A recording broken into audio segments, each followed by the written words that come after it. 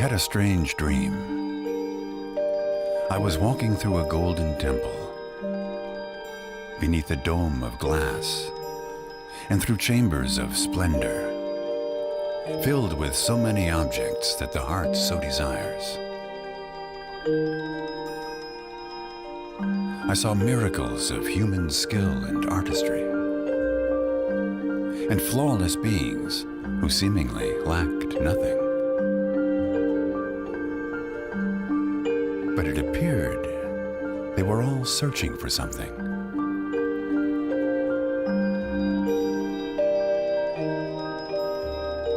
Such strange creatures.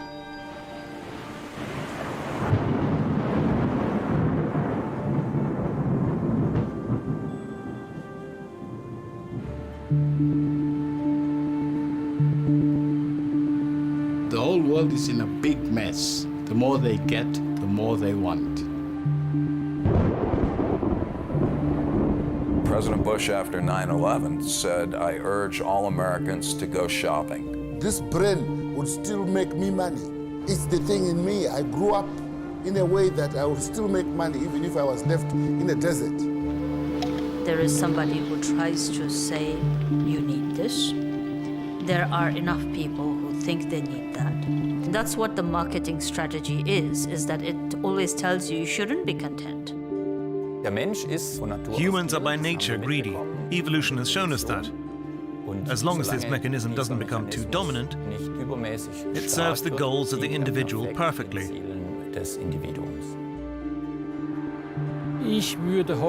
Today, I go so far as to say it's a symptom of an illness. I wonder if we're a viable form of life.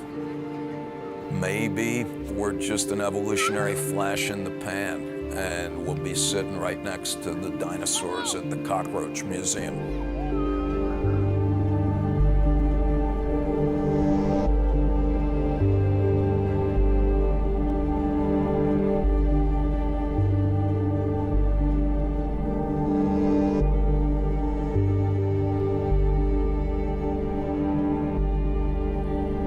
I kept asking myself, why are we like this? We're caring and compassionate, but we're also egocentric and reckless. We give and we hoard. We create and destroy. What is our problem? What drives us? I went in search of answers.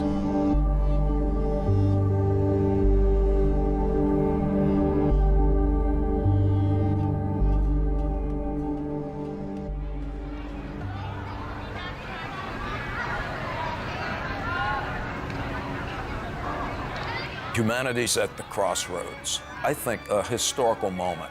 The physical environment is undermined to the point where we need to attend to it. War is something that we ought to think about, well, why does that happen? People are pervasively unhappy. On top of all of that, we keep building Walmarts. I see insatiable greed as inextricably connected to all of these other difficulties that if we don't recognize and come to terms with, we're literally putting our species at risk.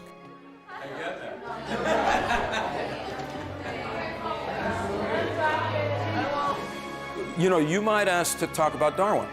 Well, if you're asked to talk about Darwin, it has to be about evolution. Evolution is an idea that Darwin is trying to understand, and what's his strikingly original proposal? Natural selection. So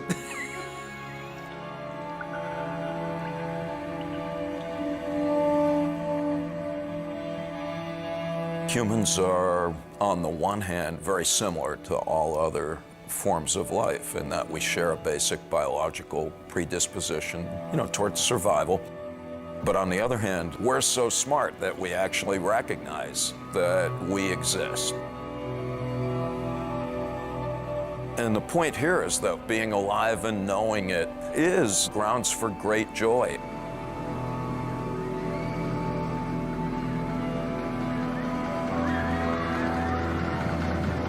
On the other hand, it also carries a very terrible existential burden.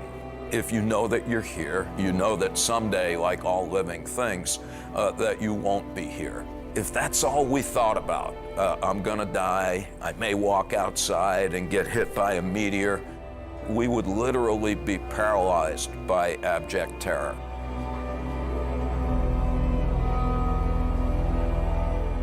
What human beings did is to construct and maintain what the anthropologists today call culture. And all cultures offer some recipe for immortality, either literally through the heavens and afterlives and reincarnations of all the world's great religions, or symbolically through the belief that some vestige of our identity will persist over time nevertheless.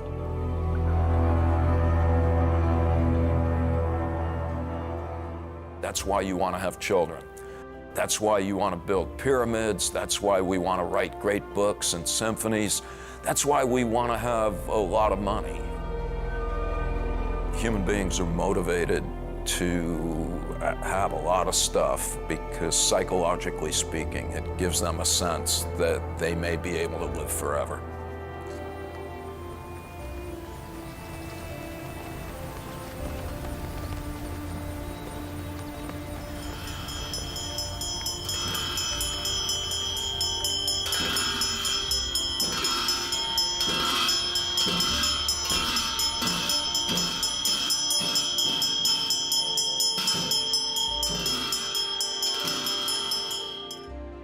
Desire, greed, and the struggle that brings about anger and aggression, from the Buddhist philosophical perspective, are all resultant states of a person consistently trying to look at what is not true.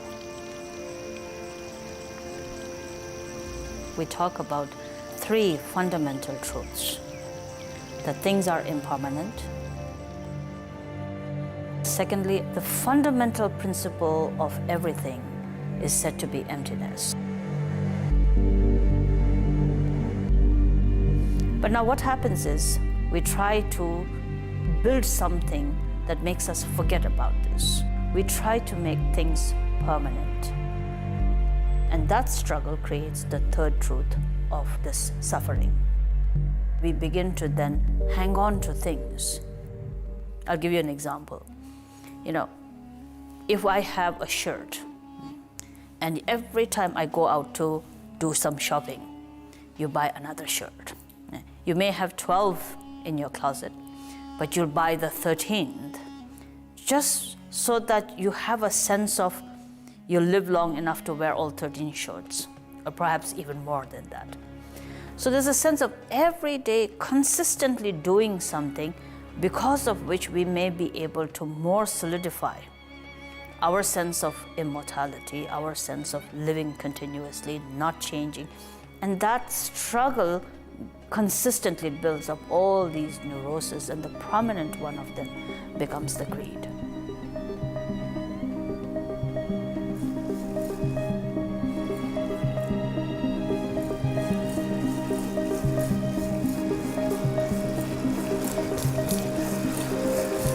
Death is a very real physical phenomenon, and it doesn't matter how good your symbols are, your religion, your politics, your money, they're still symbols, and none of them will be sufficient to minimize death anxiety, or rather to eliminate it. You can reduce it, but you can't get rid of it. And then finally, just really to make matters worse, we also don't like the idea that we're animals. From a starkly biological point of view, we're not all that much more significant or enduring than lima beans or armadillos.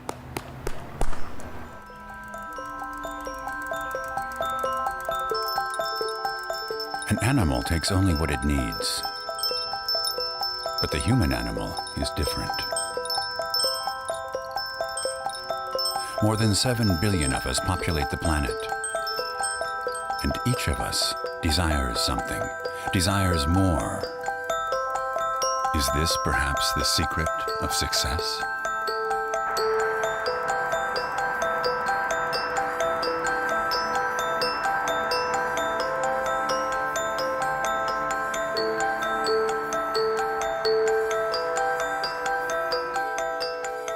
We've now developed instruments to measure greed as a personality trait, and also to elicit a state of greed in people. Menschen in einen Zustand der Gier zu versetzen. Das ist jetzt die Ballonaufgabe. This is the balloon task. We use it to measure our test subject's willingness to take risks.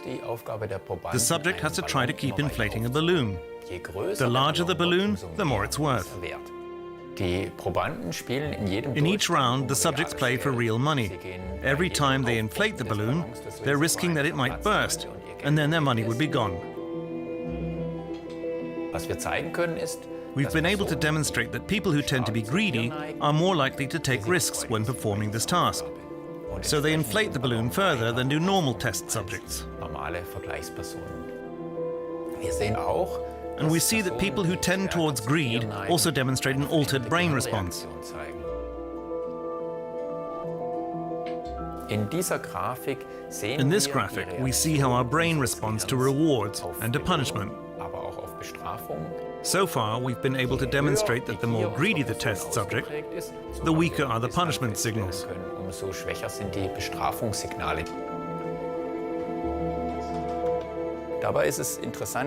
What is interesting is that these people also tend to want to maintain that state.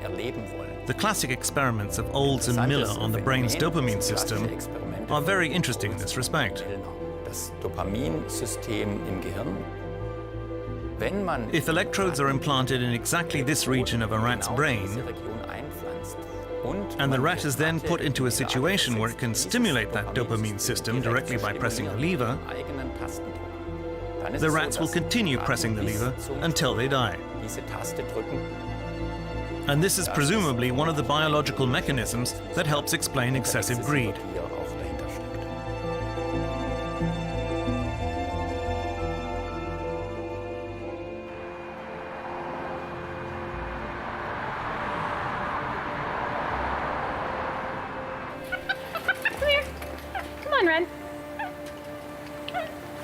There you go. Where'd Lily go? Oh, you can have two, okay. Where'd Lily go? You already have two. Come here.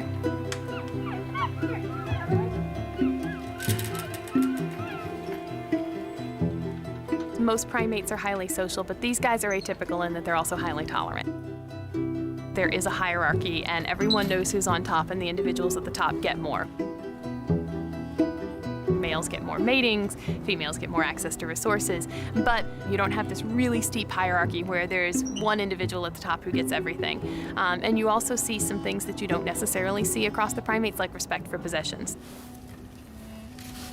So we can look, for instance, at how do you respond when you get more and I get less? Or how do you respond when you get less and I get more? And that's tractable to study experimentally.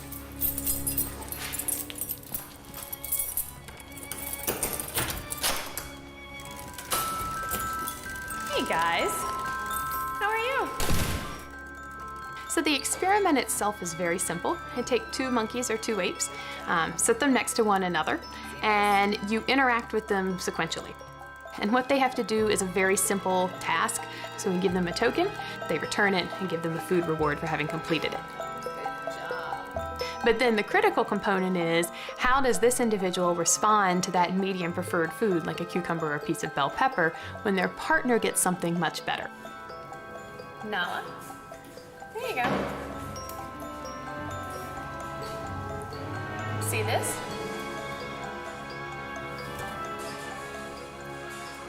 That could be due to inequity. It could be due to, hey, look, my partner got something better than me.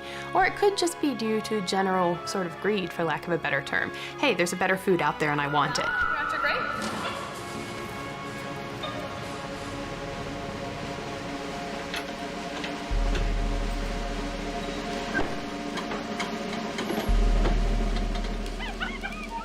From an evolutionary perspective, the behavior that we consider greed, which is acquiring as many resources as possible, is important.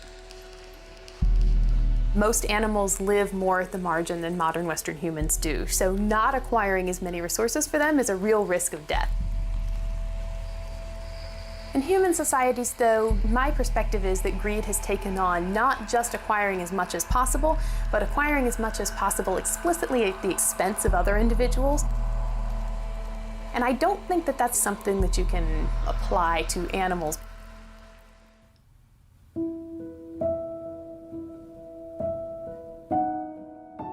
One day Narcissus came upon a spring that was so clear that he could see himself in it, as if in a mirror.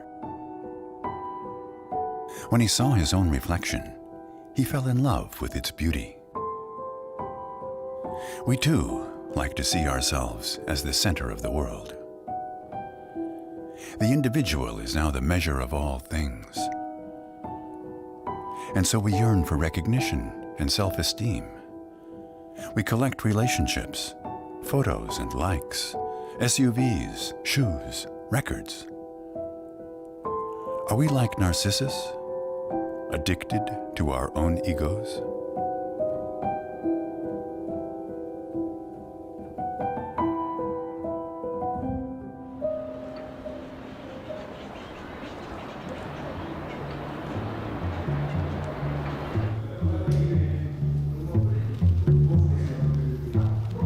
Being successful in business is an art.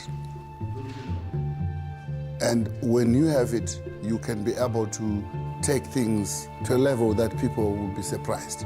How much is the square meter price? Let's not talk about the international price. Let's talk about our price. 700 square meters per floor, multiplied by 8 floors, multiplied by our local price. 1,000 what? It's 1,000. It's 1,000. Yeah, it will cost you 5.6 million. Well, 5.6 million. Yeah, I'd rather deal with those types of figures because that's exactly what it's going to be. Makes sense, yeah. Huh? I will tell you my philosophy is very simple. There is a thin line separating a businessman and a criminal. Why? Because anything I do, somebody is bound to say I've cheated him. So all of us as businessmen throughout the world, whether it's Bill Gates, it's Richard Branson, we are all viewed as criminals. But it's because we think beyond other people think. President Mugabe is my brother. From a European perspective, I would be a nephew. From an African, I'll be a brother.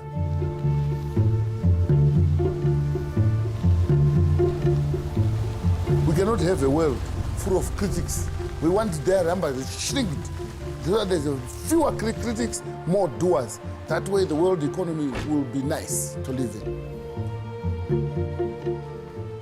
Welcome to my house. I want to show you around as well as the achievements I've had for so many years. And yeah, you know, at a school which is near my old offices, they gave me an award for building a school block. And then an organization, Help Us Help Ourselves, honored me for my work for humanitarian reasons. So they gave me this award. Where this award from BAFTA, its main focus is to recognize those who have done a lot of work in human rights, affirmative action, and empowerment issues, internationally. That's me. In here is my main lounge, wherein if you come in, and friends and family, we do meet and toss around and have conversations of sorts, political, economic, and family.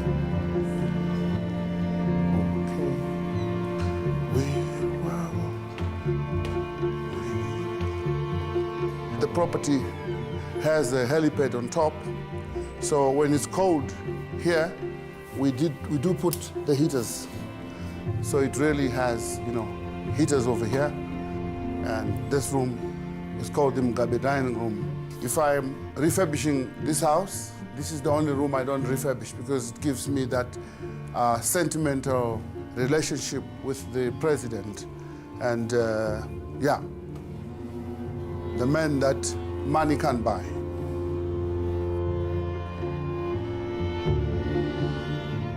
And this is it. I know where I came from. I came from being a vegetable vendor. My bed was the floor, the granolithic floor.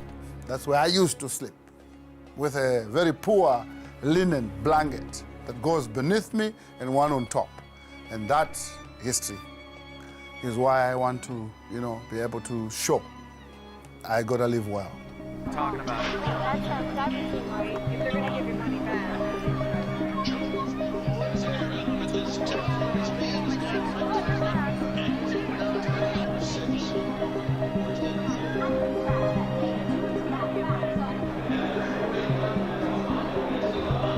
should always be that easy. You're like, oh, I like that one. Things like the racetrack and all other forms of public spectacle are of interest to folks for so many reasons. One aspect of the racetrack is gambling. Another part of it is to highlight one's status relative to one's fellow human beings. Somebody is, quote, better not by how big or strong he or she is, but rather how one dresses, how you conduct yourself, and how you establish that you are richer than, more worthy than, and therefore more immune from death than all of the other folks who surround you. In some ways, this is no different than dominance hierarchies in primates.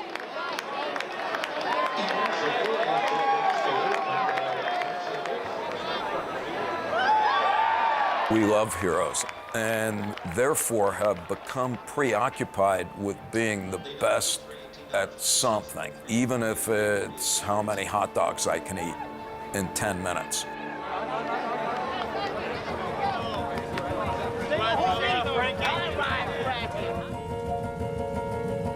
In America, we're number one, not in science or literacy or anything important. We are number one in depression, however. How could this be? What you have to do is look at cultural values to see if they're realistically attainable by the average individual. If you're a male, you're basically valued by how much you have. And this is the so-called American dream. If you work hard enough, you can have as much money as LeBron James or Warren Buffett or Bill Gates. But realistically, for every millionaire, there's got to be hundreds of thousands of people working part-time at Walmart without benefits. Same for women, but they have a different cultural burden. We teach women that in order to be beautiful, you have to be ridiculously thin, your breasts excluded, of course. So if I can't floss my teeth with you, you're too fat. And you have to remain perpetually young, which of course is biologically impossible. Wow, we cherish values that are simply not possible to attain.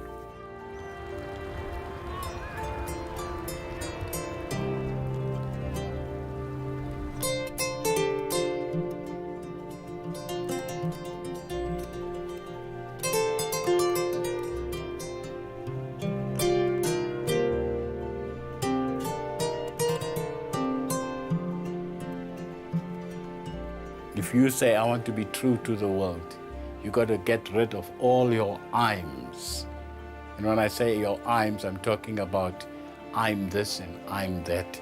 I can do this and I can do this. Oh yeah, I did this last year. Oh, I can do that. Oh, I'm better than him. So all those I'ms, it's egos.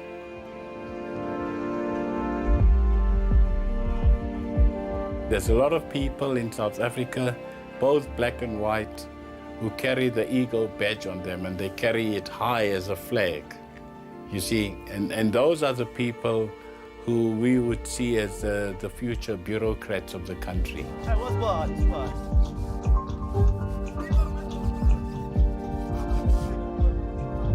If you are driving into a poor neighborhood where you know people are starving to death, and you're driving down with your Mercedes-Benz or your Rolls-Royce, that is the worst thing you could ever do.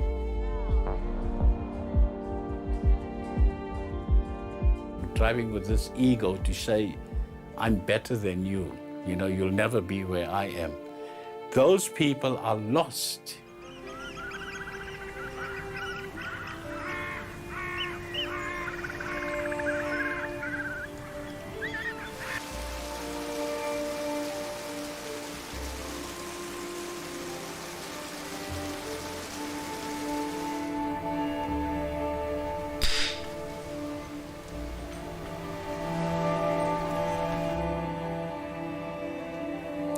If I believe I have to assert my ego, the only way I can do that is through greed.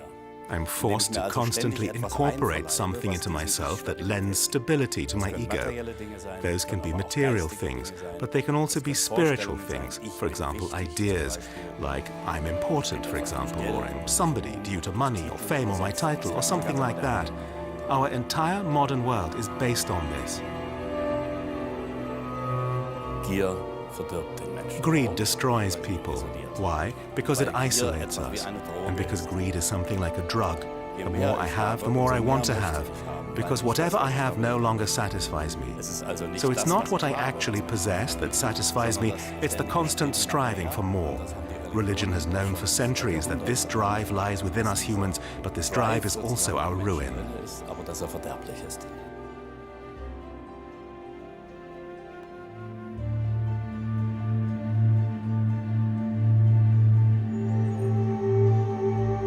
Since time immemorial, there have been stories of people who could never get enough.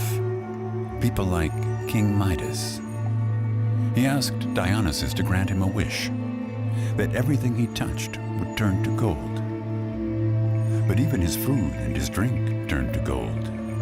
It seemed he might starve or die of thirst. Gold and riches have always been cast under the spell of omnipotence and a whisper of eternity. What, I ask myself, gives money such a powerful allure?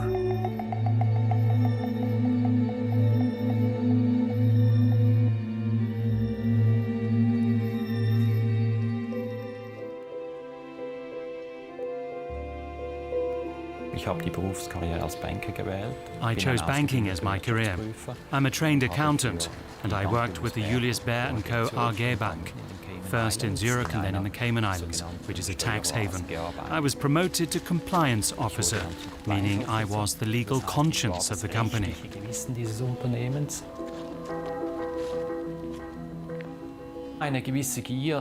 A certain amount of greed is instilled into you. That was true for me too, I have to admit. You start to think only in monetary units. The dollar signs appear before your eyes and in your heart. Then they're there, and they're the only thing that matters. A lot of profit and making sure you don't get caught. That's the way I operated too, of course.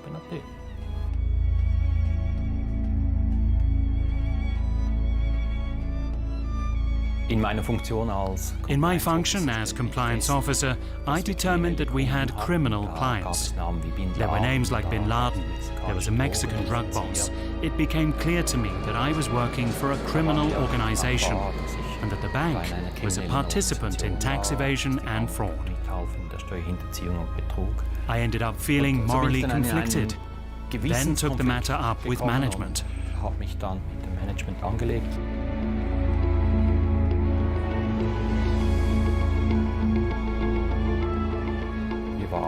We were threatened, and the entire family ended up leaving the Cayman Islands very suddenly. There have been Swiss bankers in the Cayman Islands who have been killed. To an extent, my decision to leave the system was a moral issue. But what was more important, I think, was that I realized the system had turned against me. For example, the threats that were made against me in the Cayman Islands, the way I was fired and then threatened again. The bank would destroy me if I tried to file charges against them. The bank sent private detectives after us. I was followed on my way to work. I had to change the route I took to work, change my work hours. The sight of a black car would upset me. I was completely spooked. I even considered suicide. They wanted to drive me crazy.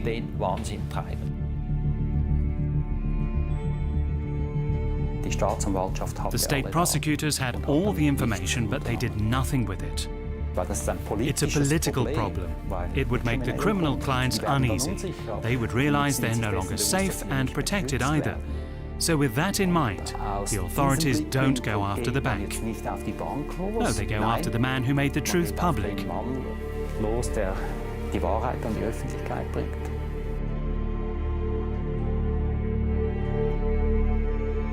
I spent 217 days in prison. The first 30 days were in 2005, and the rest in 2011.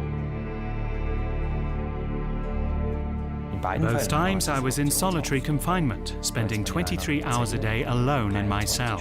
There were prisoners who flipped out, started banging against the doors, screaming.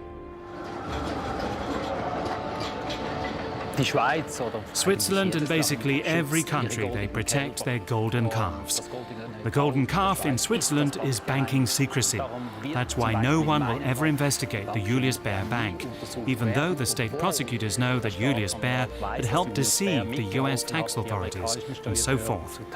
For political reasons, the state prosecutors will never investigate any of that.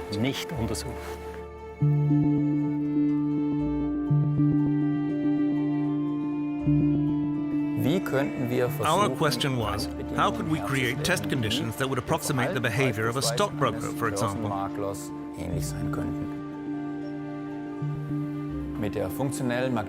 We use functional magnetic resonance imaging to investigate brain activity in our test subjects. We can look deep into the brain, including into the structures responsible for the reward response.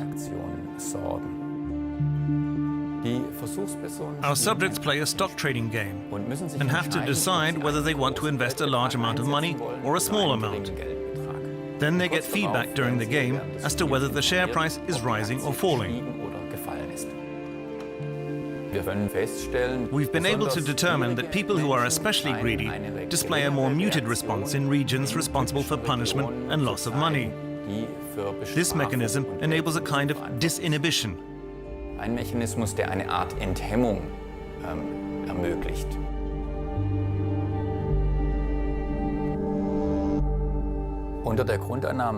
Based on the assumption that ordinary and average people will be risk-averse, it makes sense for the finance industry, which is optimized for outcome, to hire people who are more inclined toward risk. They achieve that with bonuses and with targeted hiring practices.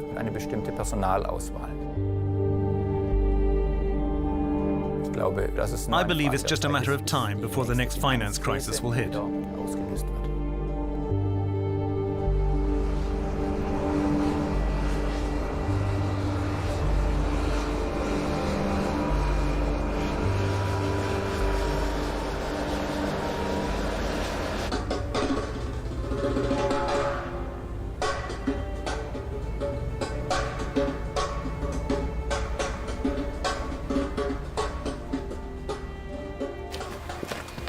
Gentlemen, morning. Morning, Sheldon. Yeah, may I do what's your name? Junaid. Okay, Junaid. Morning, Sheldon. How are you? What's your name? Craig. Okay, thank you very much. Let's go.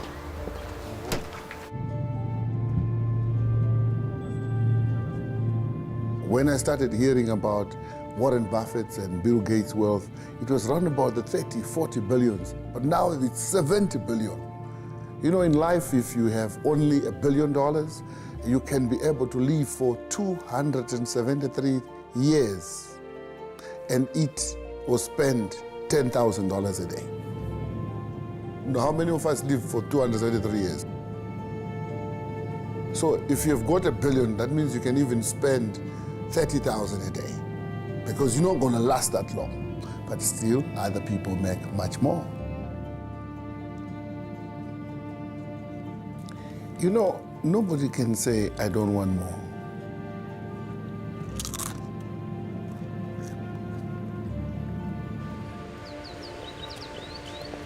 If people like me don't make money, there is no taxes that enables government to function. So therefore, people who make money enable things to happen. And I'm one of those people.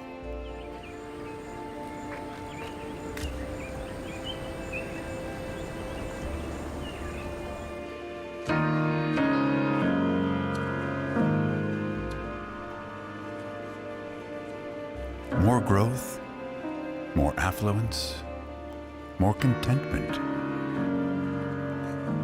This is the promise of those who mean well with us. And we're only too happy to believe them. We do our part. Are we hoping to buy ourselves happiness?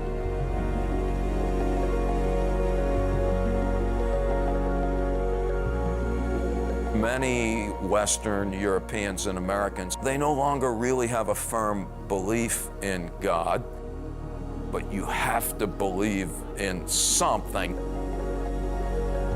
You know, we have these belief systems that reduce death anxiety, but there's always going to be a rumble of panic beneath the surface of consciousness. We're going to take this death anxiety and we got to do something with it. And one thing that we can do is buy a lot of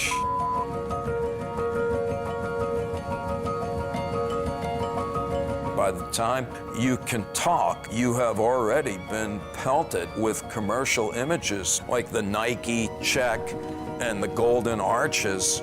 We know them subliminally. Our children are growing up in a world that is radically different from the ones that you and I grew up in. Their brains have been modified accordingly. Manufacturers of consumer goods, they are spending literally billions of dollars to ensure that no child is left behind in the commercial rat race. We're basically, in a sense, no different than amoebas. We are attracted to anything that fosters life and pleasure, and we're repulsed and afraid of anything that threatens that state of affairs. Shoes. Shoes, and there's shoes everywhere, shoes. Sometimes you don't want to let go of something, you keep it. For instance, this shoe, I've never worn it, but I think it's been sitting here for like 3 years, still brand new. And it's the same thing with this one, still brand new. This one, still brand new. This is a designer shoe. I don't want to be limited because in the Bible, Genesis says you must have dominion over everything. That gives me that strength. Yeah. Nobody in the Bible, I can open it for you, nobody is poor. Abraham, Moses, everybody is a rich man in the Bible. Bible does not talk about poverty. The Bible is the biggest money machine. Every verse, each verse talks about money. That is something that people need to realize. And I'm happy that there's something like this. You're not a diet? I've been doing physical work, so. Oh, that's great. I work with a carpenter. Yeah, it's nice to see you.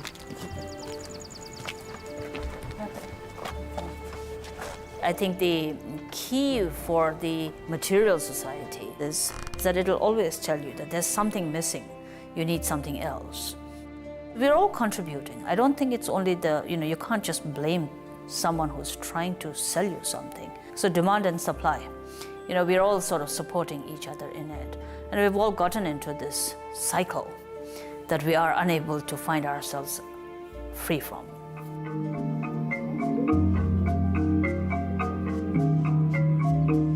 Talking about 24 hours, I would say 23 hours and 55 minutes. Samsara is saying, come, you're missing something. And by samsara, I mean the habitual patterns. And you keep thinking, they're calling me. Samsara is calling me. I need to go there, have a car, have a house, have a partner, be busy, be neurotic. That's what I would say. Of course, you don't call it that way. You call it being someone, being capable, finding your identity.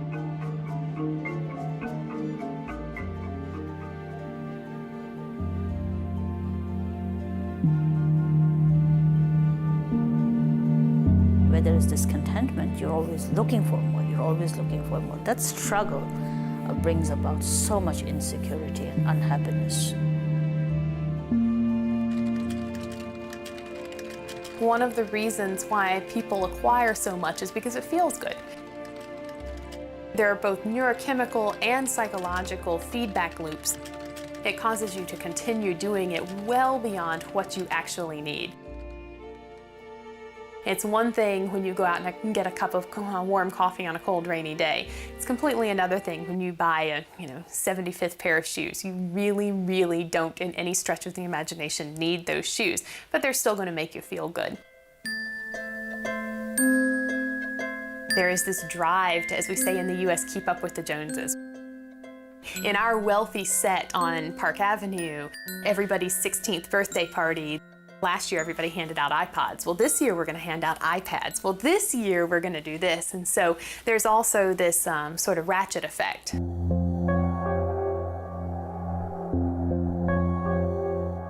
There's nothing wrong with being a consumer. I mean, to stay alive, we have to consume things.